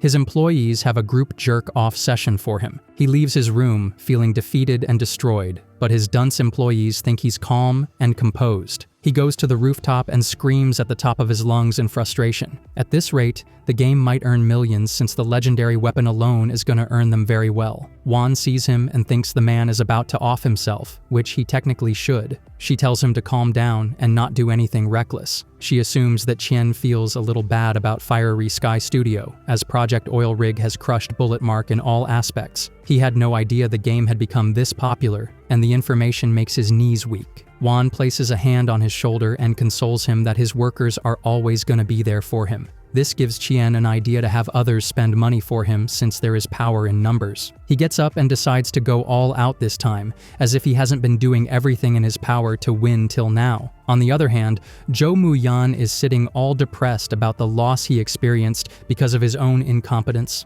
Mr. Li calls him to get information and he has nothing to tell him that won't make the other guy hire a hitman for him. Qian has 47 hours left till the closing date, and he has to find a way to lose 600k per yuan by then. However, whatever requests he puts forward to the richest are denied immediately. He beats the little AI bot up, but the richest stays unfazed. The whole day passes and he's still in his office, depressed about his L life. Show L from Death Note. Hailu catches him and asks him if he needs anything. He tells her to go at first, but then asks her if she knows how to fabricate excuses so that he can carry out his personal demand under the company's name. Hailu yells that it's illegal and Qian has to change his tactic. He reasons that he wants to benefit his employees with the company's profit. He lies that he wants to share the company bonus with everyone, but there's a limit. Hailu doesn't ask him who's the one limiting it. She explains that normally, 50% of the profit can go to employees, but if he wants more than that, he can raise their pay. And for the rest, he can give them extra benefits like shopping cards, festival gifts, or high-temperature subsidies. In the morning, Hailu brings him a long list of ways more money can be spent. Chen gets high on happiness and thinks about force-feeding the list to richest and him not being able to do anything about it. In reality too, for the first time, Chen is spared from taking a fat L. Richest approves of the whole list instantly, all thanks to Hailu's intelligence and tact. Qian takes the company to a big mall and hands them gift cards so they can waste money. With only 2 hours left till the closing time, Qian prays that everyone can spend all the money. He takes them to Temu version of Apple Store. It has a lot of new and advanced laptops and phones, and Qian pretty much forces his employees to buy things of their liking from there. Lin Wan just lounges around in a seat, saying she already has everything in this shop. Turns out the discount Apple Store is Wan's family business. Ma Yang buys some phone cases so he can have a new one every other day, and Qian buys him every single phone case in the shop. Lin Wan fawns over her imaginary lover and thinks he's some kind of Disney prince because no boss can ever be as kind as him. She feels happy that her family store is being recognized by the love of her life. After a while, Hailu informs him that everyone from her side has achieved the spending target. Qian does a quick mental calculation and figures that he still has a lot to spend. He expresses that he wants to buy something for himself too, and Hailu points out that he needs a pen and a watch, so he might as well buy those. He runs to a dollar store Louis Vuitton for a watch, and asks the sales staff to bring him the most expensive watch. However, he is humbled quickly as Richest puts a limit of 40k yuan for spending on himself. He buys whatever he can in those 40K and gets out of the shop. The employees comment that he has spending habits of a woman. God forbid someone says anything slightly negative about Chen. Juan comes forward as the commander of his protection squad. She comments that everything he bought is work-related, plus the total budget of today's shopping is around 100K yuan, which is not that big an amount. Only 1 minute remains till the closing time.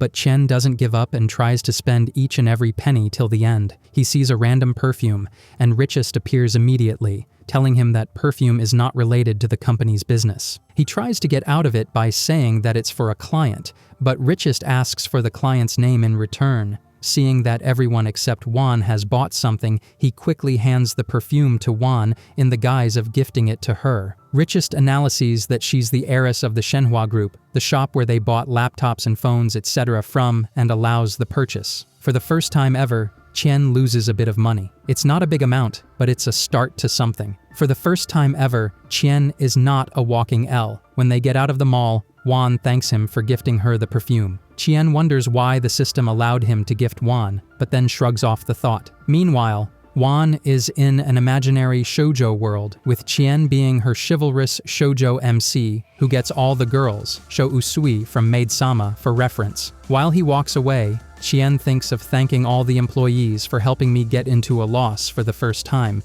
but he also has to get rid of the people who helped him. The next morning, he awards Huang Xibo and Bao Shu the best employee titles, since they were the ones behind the success of Project Oil Rig. However, as soon as he gives them awards, he announces their termination. Xibo gets replaced by NPC King Mingliang, whose name was never mentioned before. Chen elaborates that he's not firing Xibo, he's giving him a 1 million yuan capital so he can fulfill his dream of starting a business. Xibo falls to the ground in ecstasy, and Chen celebrates eliminating the biggest enemy by his side. His next enemy is Bao Shu, and he gives him an unlimited paid holiday as a gift. The rest of the employees comment that this is not just a holiday, Chen is basically becoming his sugar daddy. Bao Shu isn't fascinated by the idea of a holiday because he's a homebody who never touches grass. But how can anyone resist Daddy Pay's charm? So he ends up giving in anyway. With that, he announces the commencement of a new project. Xibo packs all his things up and emotionally says goodbye to his co-workers. He tells Hailu that his dream is still gaming industry, but since Qian has trusted him to expand Tengda's business plan, he's gonna try his hardest.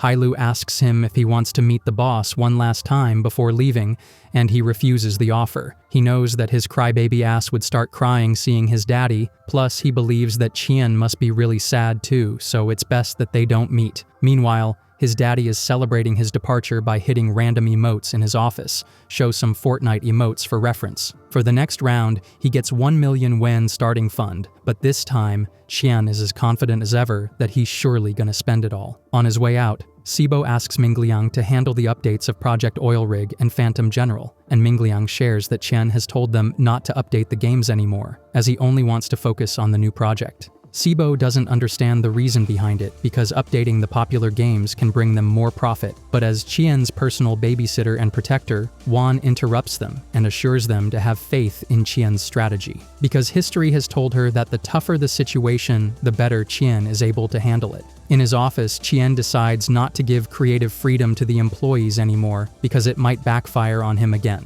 Bao Shu, his second biggest enemy, sends him a goofy video from his travels, and Qian feels like feeding him to the same monkeys he has sent. He calls Mingliang and Juan to a meeting immediately. He tells them that their next game is going to be about the issues in the gaming industry. It will be an interactive game that will make players think about the problems prevalent in the gaming industry. Mingliang comments that the players would hate this kind of game, and Qian thinks to himself that this is exactly his goal. He elaborates that it will be a 2D game and will be based in the Tengda office environment. Basically, the player will play as a game producer, and he will develop games and do regular office work. The scenarios and results would vary based on the player's choices. For NPCs, narrations will be added so the players can know what everyone is thinking. Qian is so confident that this niche genre of game will totally flop. Ma Yang asks Qian if he can live in his condominium till the new year, and Qian hands him the keys right away. He asks Yang if he's not going to go back home, and replies with a no. because it's winter break at the university, not in the company. Right then, Bao Shu sends a video of himself surfing in hot, steamy weather, while these two losers here are dying from the cold. Having no sense of responsibility as the boss of his company, Chen takes a winter break, arguing he's a student and goes on a holiday. Meanwhile, his poor employees are recording voice lines for the narration of the game. Ming Liang has been assigned the job of dubbing the whole game. However, after hours, they haven't been able to record a single line. Ming Liang doesn't understand why he has to work on dubbing when he's a developer. He should be dealing with the development stuff, not this useless stuff. Wan riles up at his words and bursts into the recording booth, stating that narration is the most important part of this game and that he should blindly trust Pei Qian's vision. She points out that the script is strangely unique. Normally, a game like this would get review bombed, but she believes that Chen has made the script like this on purpose so the players can know about the ugly reality of the gaming industry. Ming Liang actually gets convinced by her words, and the duo have a little glazing session for their daddy, Show Glazed Donuts. Ming Liang finally understands that this new project, which is named Game Producer, is not a game that humiliates players, but rather a game that speaks up for the players. He finally gets immersed in his character and delivers the lines perfectly. Wan also gets into position and starts saying her nonsense lines. The two look like chickens fighting while recording their lines. The sound engineer raises a question about what would happen if the player doesn't do as the narration says, and Wan elaborates that in one of the storylines, the producer is too kind and can't break even. In the end, the company becomes obsolete. This gives the player a lesson that the gaming industry is cruel, and the only thing protecting the current gaming industry is their Jesus, Pei Qian. Show shining Jesus with Qian's face edited on. Jesus' second coming, Pei Qian, takes a few days off work and gives the employees some days off too. When he returns to the office, he is met with a homeless-looking stinky Bao Shu. The bum wants to return to work because the vacations have given him nothing but emptiness. Qian might be a little sick in the head, but he's not evil, so he lets Bao Shu return to work, taking into account his current condition. Bao Shu gets a transformation as soon as he touches his computer equipment. Ming Liang tries to get something about the new project reviewed by him, but Qian had asked him to let Ming Liang handle this game for his learning process, so he politely refuses to review. His position in the company from now on will be the freeloader who plays games all day. However, this ideal lifestyle that people like us pray for day and night doesn't sit right with him. Sibo comes over at night, and the dynamic duo decides to optimize the old games since they can't work on the new one. The next day, everyone at the office finds out that Phaeton General fans have started a petition to get the game updated. The petition has reached 10,000 signatures, and everyone wants the game to continue with some optimization. Chen doesn't understand why people like that dollar store game, but to each their own. He firmly states that there is no need to update the game despite the pressure, but the world slips from under his feet when he is told that the game has been getting optimized slowly. The next day, Riz merchant Ruan Guangjin makes an appearance again. He hides his face and enters Tengda. Xin Hailu recognizes him and asks him if he wants something. He hands her a USB containing new character designs for Phantom General. Hailu questions if Pei Qian instructed him to do so, and he denies, saying he did it of his own accord. Hailu still feels a little awkward about the situation, so he brings him to Qian's office so he can give him the designs directly. He is hesitant to go inside as if his crush is sitting there, which might be right because everyone who has met Qian is somehow in love with him. As soon as he gets inside, Qian yells at him, asking why he optimized the game. Then, 10 minutes pass, and Guangjin comes out of the room, all smiling. He shares that Qian has asked him to draw a poster for the new game. After he leaves, Ming Liang shows the game's draft to Qian, which looks exactly like what he envisioned. He praises him for the right execution and calls him a friend, which melts the little guy. He hands him a report of his marketing strategy for the next game and tells him to hand it to Lin Wan. Ming Liang is a little confused because it has always been known that Chen doesn't like marketing, but Chen says he has changed his strategy this time. He changed his mind exactly 10 minutes ago during the chat with Guangjin. He made it clear that he didn't want Phantom General's designs. Guangjin got a little hyped up and ended up giving Qian a speech. That speech made him realize that Tengda was a small company back then, so the no marketing strategy painted them as victims, and people naturally got attracted to the games. But now, they're a big company, so if he plays his cards right, he can make the people hate the company. Juan is shocked to see the list and doesn't like most of the ideas in it because why the hell would Qian want to hire an influencer to promote the game when it goes against the company's core values? But love is blind, so she convinces herself that her Prince Charming must have thought this through. She contacts the sugar daddy YouTuber who made the Lonely Desert Road famous. Not only does she ask him to promote the game, but she also offers a 10k yuan monthly salary, which makes the fat guy's head spin. He's incredibly happy that someone worthless like him could be rewarded like this. However, listening to the details that he's going to have a collaboration with other influencers and that he's going to follow the script written by Qian, he refuses the offer. But Juan keeps raising the salary for him, and at 50k yuan, Sugar Daddy transforms into a Super Saiyan and promises to follow all of the company's rules and regulations. But this game also rage baits into oblivion just like Lonely Desert Road. Girl banging her head on desk meme. When the salary gets transferred to his account and he sees the company's name, it hits him that this game is made by the same asshole who made Lonely Desert Road. He thinks that Tengda is taking revenge on him for roasting the game. If he were a content creator with dignity, he would have refused the job, but he's as broke as people lying down in the streets, so he chooses to obey Tengda. The game launch is tomorrow, so Juan has a little chat about it with Sibo and Bao Shu. She knows that they're the ones who optimized Project Oil Rig and Phantom General, but she promises not to tell anyone. Regarding gaming producer, a lot of people find it boring, so she's a little nervous. Bao Shu assures her that it's a good game regardless. However, this game is ahead of its time, so he feels like it can be criticized at first. The trio starts a group Shen jerk-off circle again.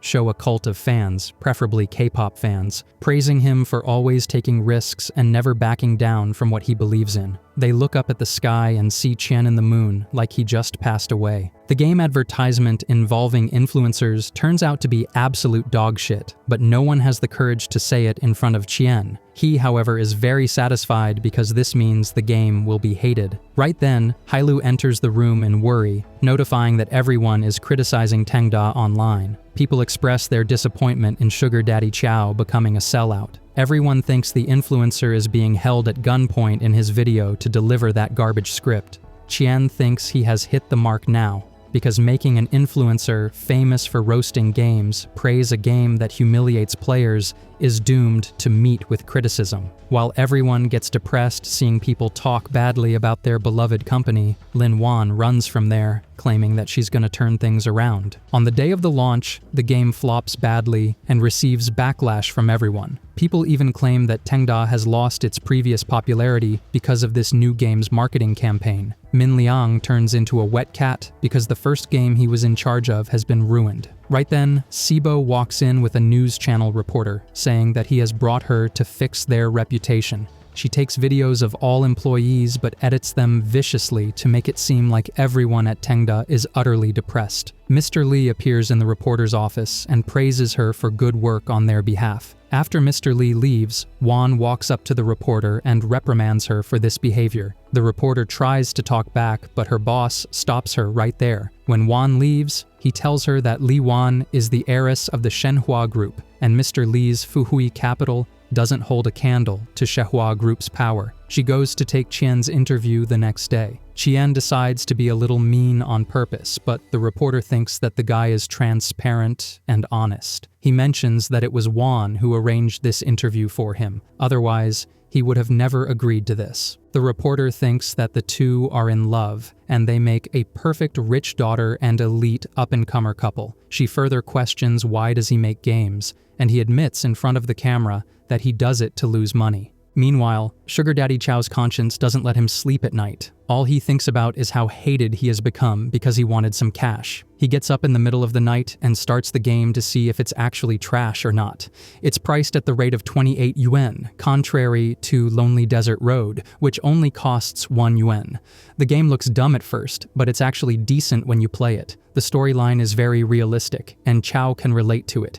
Every single instance in the game reminds him of the simple events he has gone through when he was young, skinny, and decent looking. People used to doubt him and call his concept boring, but at least he was good looking back then. Now Chow has nothing except his obese physique. show fat tummy meme. By the time the game ends, Chow is full-on crying. He unofficially joins the Qian Glazer Club by calling his vision with his game a masterpiece. The next day, the interview airs, and it contains nothing but positive feedback for Pei Qian. All the employees talk about how they first met and how his presence has changed their lives. Everyone gets emotional flashbacks of their favorite interaction with him.